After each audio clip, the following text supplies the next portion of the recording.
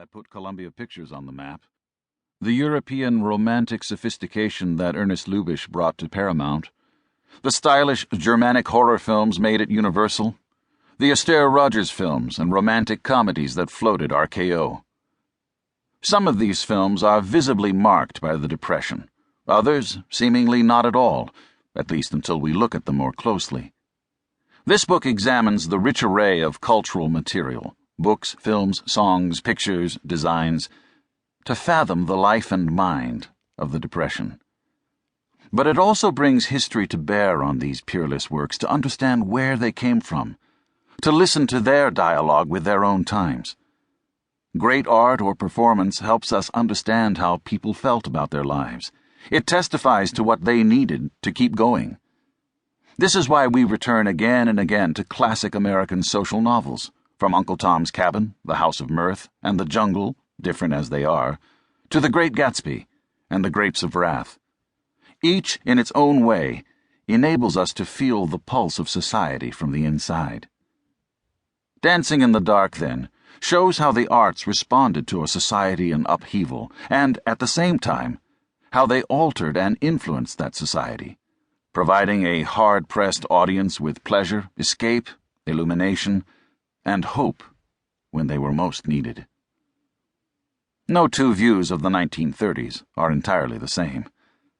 The critic Alfred Kazin, who saw the 30s as decisive for his own life, expressed one deeply felt view many years later.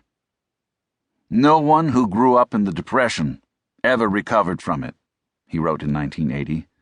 "To anyone who grew up in a family where the father was usually looking for work, every image of the 30s is gray, embittered." My own father was not scrambling for work then. He had a steady job throughout the decade, low-paying but decent enough for my parents to marry in December 1938. But he once told me that every Friday when he picked up his paycheck, he looked for the pink slip telling him he was laid off. This steady drip of anxiety eroded his confidence and instilled lifelong habits of caution, an undying concern about security so typical of the Depression generation. For him, these fears may have been there already, since my father grew up in a poor immigrant family, the son of Yiddish-speaking parents who never fully adapted to living in this country. As with the many writers who came from impoverished backgrounds, the Depression made him a specialist in economic anxiety. Unfailingly generous to his family, a devoted Union man, he remained thrifty, self-denying, pessimistic about the future, and very conservative about risk and change. Until his death in 1992, he followed the stock market every day as a spectator sport, but always averse to risk. Never invested a cent after pulling out in 1928. Not everyone looked back at the 30s in this worrisome way. In the 1980s, when I occasionally taught undergraduate courses on the Depression years, the first assignment was to interview someone who actually remembered those times. Students gained a visceral sense of what it was like to live through the period, but an even greater feeling for the variety of people's experience. Some had suffered, others had thrived. Some had been utterly wiped out, others had bought businesses, properties, or even stocks at bargain rates and eventually did well. Many of those interviewed looked back at the 30s with unabashed nostalgia. They were young then, and remembered the period as the time of their lives. The price of everything was low. If you were single and unencumbered, you could live on almost nothing.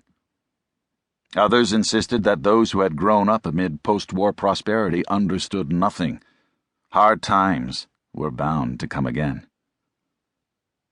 Because the Depression was a national trauma, we have a mother lode of personal testimony, interviews and oral histories, reports and studies commissioned by the government, poignant letters to many officials, including the President and the First Lady, memorable photographs, documentaries, newsreels, and other reportage.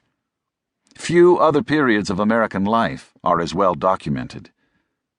To gain support for unprecedented New Deal programs, the government, for the first time, sent out writers, photographers, and filmmakers to canvass the land. Newspapers and magazines also sent writers to do field work. Others simply explored